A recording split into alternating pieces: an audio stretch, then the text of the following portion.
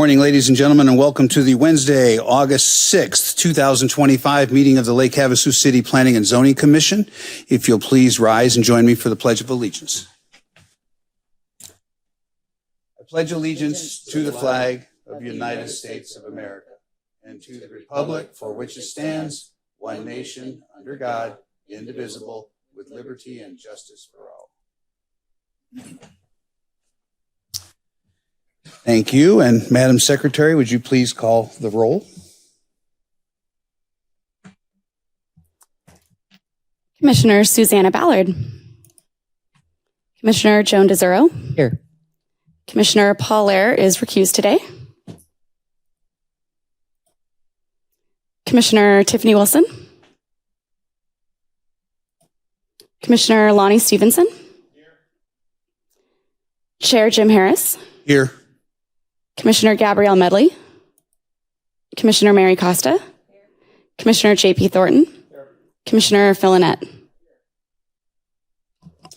All right. We do have a few absences, so we've called up all three of our alternates and welcome them to the dais.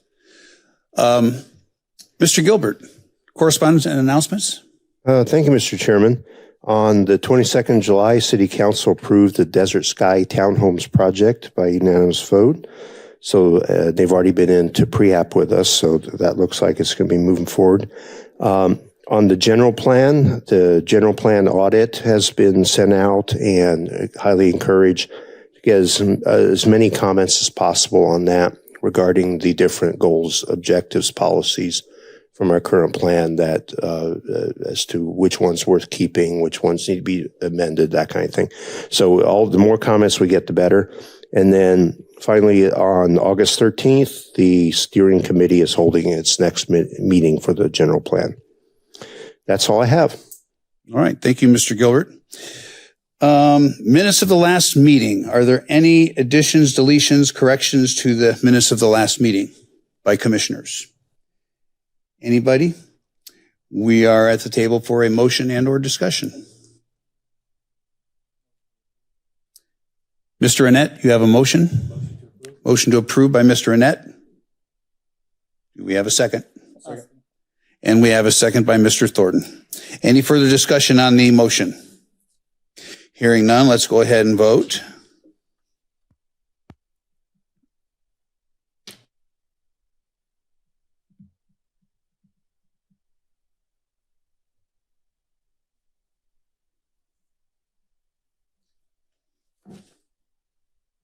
The motion to approve the minutes passes 6-0. Okay, let me start by saying that this is a public hearing and there is a structured order to the proceeding. The city staff will present each item. There will be time for the commission to ask questions of the staff, and then the applicant will have the opportunity to present their case to the commission. That being done, we will then open the proceeding to the public for their questions and input. I would ask that anyone of the public that wishes to speak limit their trips to the podium and microphone to one only. Keep all comments to less than 3 minutes and to stay on point and not discuss subject matter that is not pertinent to the decision being considered here today. After public testimony is taken, I will then close the public hearing and bring the motion back to the table for city staff's exceptions and conditions of approval, discussion amongst the commission, and eventually a motion to approve or disapprove. And I thank you in advance for your cooperation. The first item on today's agenda is ID 254881. This is a request for a planned development rezone and general development plan for 669 Lake Havasu Avenue North, Tract 115, Block 2, Lots 1 through 4, from General Commercial C2 District to General Commercial Planned Development C2 PD District to allow the outdoor storage use to be located in front of the primary structure and allow the outdoor storage area to exceed the area of the primary structure. Mr. Kearns, your presentation. Good morning, Chairman, Commissioners. The subject property measures 1.66 acres. The property is currently developed with a 12,500 square foot commercial building located on the corner of Lake Havasu Avenue North and Industrial Boulevard. Arizona State Highway 95 is to the west. The properties to the north and south are zoned General Commercial C2 District and are currently developed with commercial uses. The property to the east is zoned light industrial district and developed for industrial type uses. The general plan designates this area as commercial mixed use. The applicant's letter of intent requests to allow outdoor storage materials to be stored in front of the primary structure and allow the outdoor storage area to exceed the area of the primary structure. Staff will be recommending a perimeter screening device, and storage materials should be kept at a maximum of 6 feet tall. Besides the requested exceptions, the request complies with required findings of the development code. This item will be heard at the September 9th City Council meeting.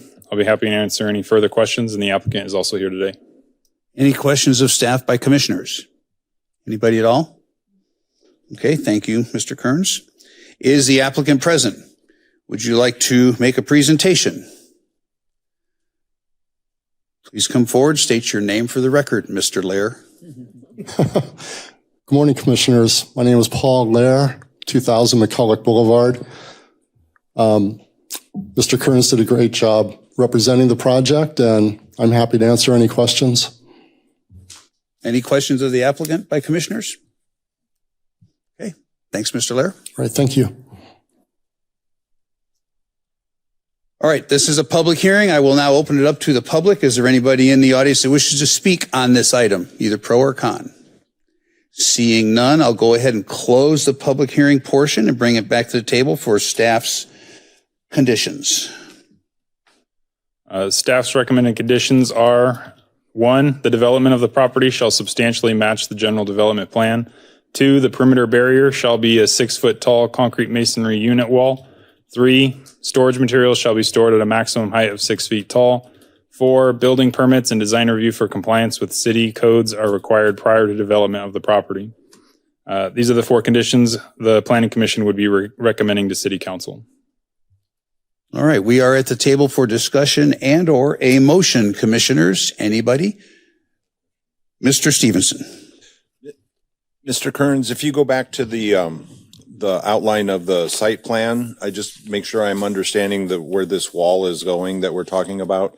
So we're talking about where the parking lot is now north to industrial. There's a landscape barrier, and then just beyond that, the somewhat thick black line is what we're talking about for this wall to be. Yeah, so the property line is out here by the sidewalk. So from the street, it's the sidewalk, the landscape area, and then the wall will be within the land or behind the landscape area.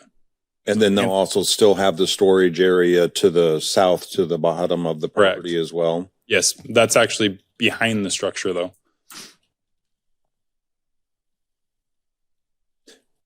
And so it would be 6 feet almost right off of the road.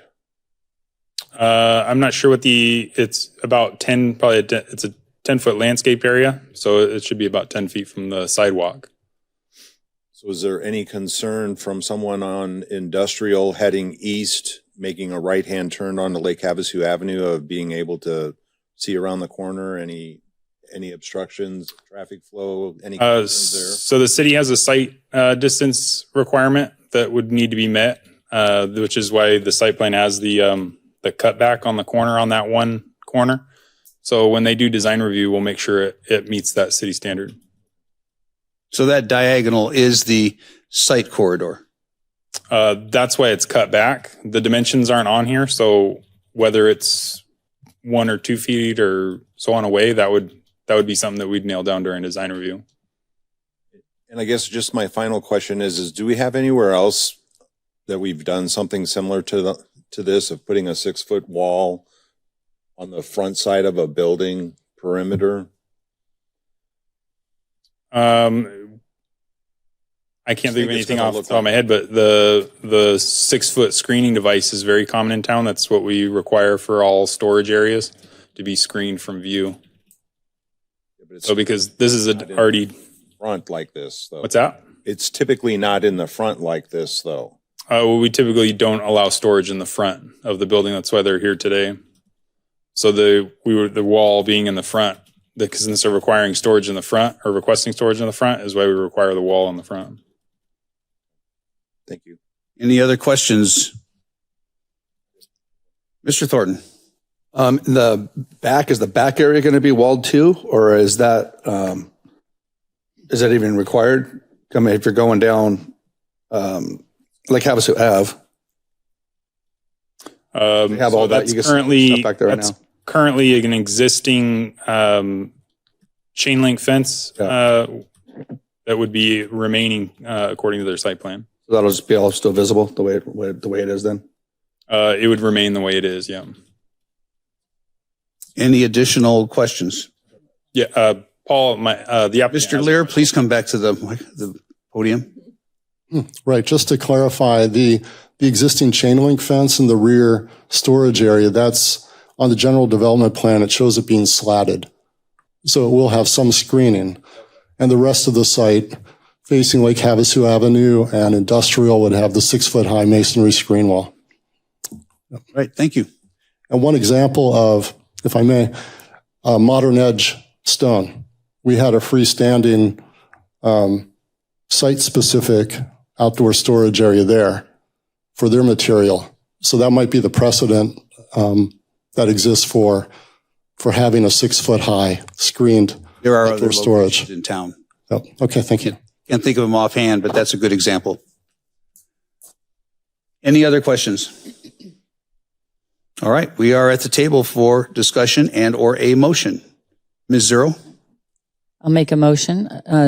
I move to recommend approval of land use action number 25-4881 to the City Council for a planned development rezone and general development plan of 669 Lake Havasu Avenue North, Track 115, Block 2, Lots 1 through 4, from General Commercial District to General Commercial / Planned Development District to allow the outdoor storage use to be located in front of the primary structure and allow the outdoor storage area to exceed the area of the primary structure with the staff recommendations. All right, we have a motion by Ms. Zero. Do we have a second? Go ahead. Phil did. Mr. Annette, do you have a second? All right, we have a motion by Ms. Zero and a second by Mr. Annette to approve item number 25-4881 as stated. Any further discussion on the item?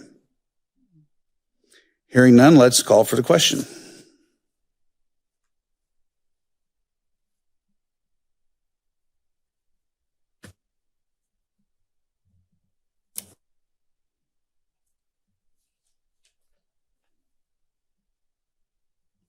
The motion to recommend approval passes 6-0. All right, congratulations and good luck. All right, call to the public. We have no further items on the agenda, so this is the time for call to the public. So anybody in the audience that wishes to address the commission may do so on any subject whatsoever. Is there anybody that wishes to address the commission? Hearing none, we'll go ahead and close the call to the public. Future meetings. Thank you, Mr. Mr. Gilbert. Chairman. The next meeting on August 20th is canceled. So I hope everybody has a little good vacation here in August from this hottest. The next meeting will be with an item will be on September 3rd, and there is a PD application scheduled for that meeting. And to make the commission aware, on the 17th of September meeting, staff will be presenting a general plan update. And that's all I got. All right, thank you, Mr. Gilbert.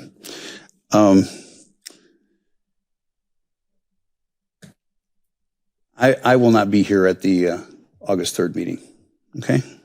September 3rd. Excuse me, September 3rd meeting. I wasn't here at the August 3rd either.